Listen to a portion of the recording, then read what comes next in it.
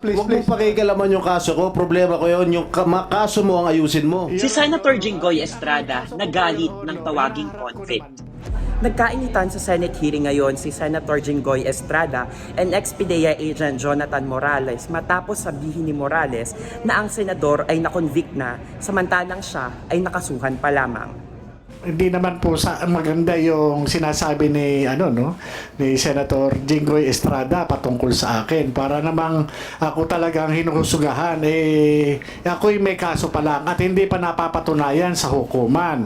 Hindi kagaya po ang ating butihing senador na-convict na po. Ay wag naman po. Alam mo, Mr. Morales, Malalim ang hugot ni Morales kay Estrada dahil mula simula ng investigasyon ng Senado ay kine-question na ng senador ang kanyang kredibilidad.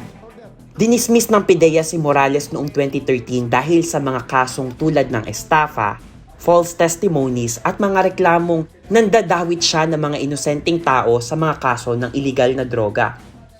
Totoo namang convict si Estrada. Hinatulan siyang guilty sa kasong bribery kaugnay ng pork barrel scam nitoong nakaraang Enero. Malaya lang siya ngayon dahil sa piyansa habang inaapila ang conviction niya sa korte. Dinidinig ngayon ng Senado ang tinaguriang PDEA leaks kung saan binanggit si Pangulong Bongbong Marcos na umano'y gumamit daw ng iligal na droga. Inakusahan ni former Senator Antonio Trillanes si Senator Bato de la Rosa na ginagamit lang daw niya ang hearing para idiin si Marcos.